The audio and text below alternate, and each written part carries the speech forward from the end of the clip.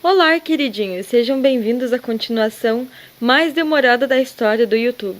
Mas antes que a gente comece a falar de terraplanista, vamos falar sobre uma coisa séria.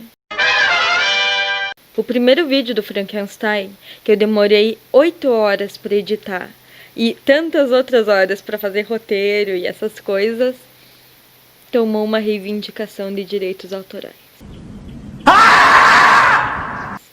E o pior, em uma música que é de domínio público. André Rie, se você estiver vendo isso, qual que é, cara? Você é dono do Shostakovich agora? O pior é que a versão que eu peguei nem é do André Rie, para ficar mais engraçado ainda. Então, por favor, se você não é o André Rie, se você for, por favor, se retire do meu canal e retire a reivindicação que você colocou. Eu não quero mais se ver hoje! Mas se você não for, por favor, dê o seu like no seu vídeo, se inscreva no canal, compartilhe com os amiguinhos. Seja um camarada legal e me ajude. Ok, agora chega de bobagem e vamos aos paralelos, porque você não veio aqui me ouvir falar do André Rie, e sim de terraplanista. E de qualquer que seja a relação que eles têm com o Victor Frankenstein. Para início de conversa, a teoria da Terra plana não surgiu agora. Por menos incrível que pareça, esse modelo surgiu quase nos primórdios da humanidade, e era aceito por civilizações entre a Idade do Bronze e a Idade do Ferro. Na Índia até o período Gupta, no Oriente Médio até o período helenístico, na Grécia Antiga até o período Clássico e finalmente na China até o século XVII. As culturas indígenas da América também acreditavam nesse modelo, pelas documentações que a gente tem. A ideia de um modelo diferente, onde a Terra fosse esférica, só nasceu com o filósofo Pitágoras. Aquele que o estudante preguiçoso do ensino fundamental detesta, porque a maioria dos professores não tem tempo, não consegue ou não explica que a matemática tem sim aplicações na vida real. Seguinte, Pitágoras, século 6 a.C. O Aristóteles, em aproximadamente 330 a.C., repare que eu estou dizendo antes de Cristo, forneceu evidências empíricas para que a Terra tivesse um formato esférico. Isso significa que desde o período clássico da Grécia, ou seja, antes de Cristo, a humanidade tem provas de que a Terra é esférica. Antes das fotografias manipuláveis, das teorias da conspiração e da NASA. Agora, você vem me dizer que Aristóteles e Pitágoras eram comprados da NASA é um pouquinho forçado, você não acha? Então, se antes de Cristo as pessoas já sabiam que o formato da Terra era esférico, como que a gente veio parar num período onde isso ainda é debatido? Aí, antes que alguém venha me encher o saco com aquela concepção de que na Idade Média, por causa da Igreja Malvadona, as pessoas acreditavam que a Terra era plana, tire o cavalinho da chuva. Se eles acreditassem nisso, os reis não seriam coroados e representados segurando um orbe representativo da Terra. Nem Nossa Senhora e o Menino Jesus também não segurariam um orbe nas representações artísticas. As milhares de representações artísticas da época. A não ser que tivesse um hype gigantesco por campeonato de bocha na época, mas se tiver, a evidência ainda não foi descoberta.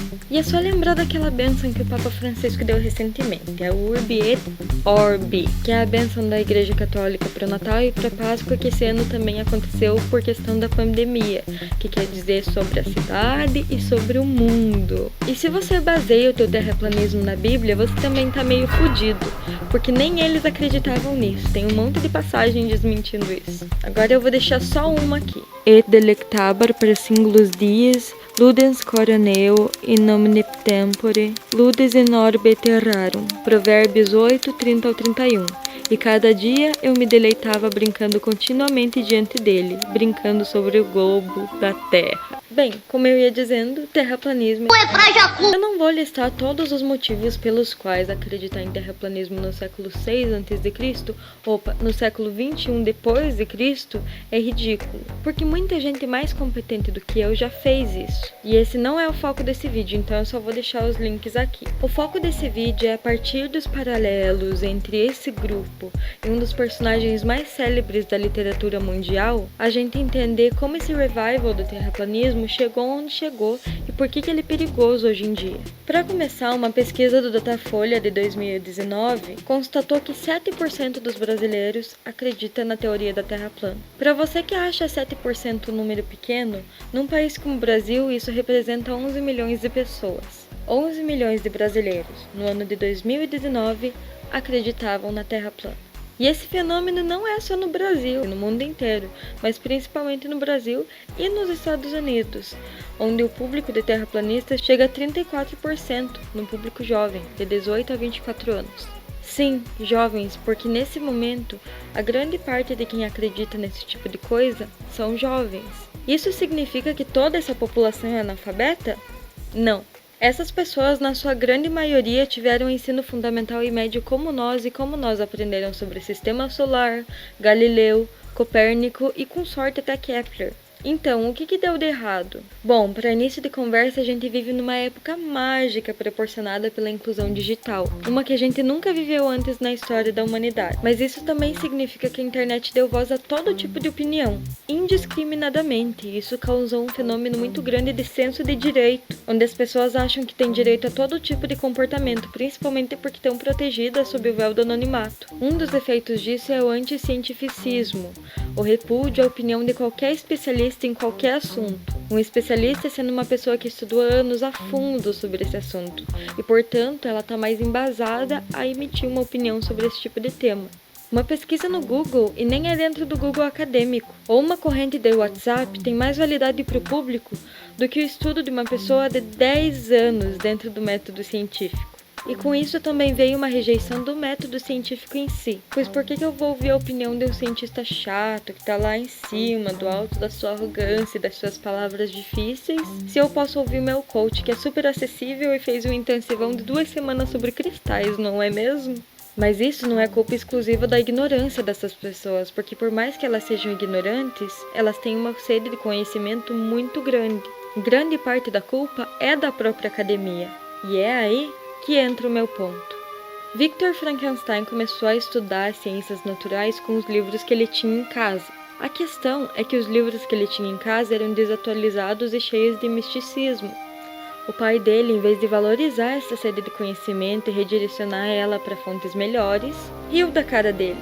Quando ele chegou na universidade, o primeiro professor que ele foi pedir orientação, que ele foi mostrar o que ele estava estudando, também riu da cara dele. E preferiu se mostrar extremamente arrogante. E isso culminou no quê? Na criação de um monstro, na destruição de vidas inocentes e na morte de muitas outras. Thanks, Obama. Parece familiar para você? Se não, eu quero que você analise bem a situação desse país, e não só em relação ao terraplanismo.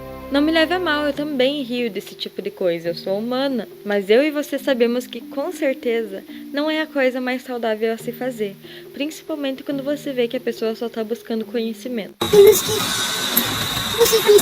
Ainda mais com adolescentes e jovens que ainda estão numa idade de desenvolvimento, mas são mais sensíveis ao tipo de crítica que é feita para eles e como que ela é colocada. Nós, como uma sociedade, já deveríamos ter aprendido que o ridículo do qual a gente ri num dia pode se tornar um monstro que vai voltar para nos devorar no outro. Seja com o terraplanismo, seja com os antivacinas, seja no campo político. Todo mundo tem direito a fazer ciência e todo mundo tem direito a questionar a ciência. O que nós temos que fazer é ensinar a forma correta de fazer isso. E por que essa é a forma correta de fazer isso? O método científico existe do jeito que ele é por uma razão, para que outras pessoas possam reproduzir esses achados científicos e assim provar teorias, melhorar a vida das pessoas. Mas isso só não basta, é necessário que as universidades cumpram seu objetivo inicial e comecem a atingir as comunidades que as rodeiam, senão nós também estamos falhando. É preciso de divulgação científica, de mais canais no YouTube destinados a divulgar a ciência que é feita hoje, de gente divulgando a informação correta na internet. Não adianta publicar um artigo científico e receber todas as láureas se as pessoas não têm acesso a ele, se as pessoas não têm acesso a esse conhecimento que você criou. Se essa conquista não se traduz numa linguagem que todo mundo possa entender. Claro que nem tudo é culpa de como a academia se conduz, obviamente, mas eu quero que você, acadêmico, docente, mestre, doutor, dê uma olhada ao teu redor. E eu quero que você reflita se o teu título não está entrando na frente da acessibilidade do conhecimento que você adquiriu e está replicando. Ou se esse ego e esses títulos não estão entrando na frente dos propósitos pelos quais você entrou nessa área em primeiro lugar. Vamos parar de criar novos monstros só porque a gente dá risada dos seus criadores. Porque eles estão voltando para nos devorar, mais rápido do que imaginamos.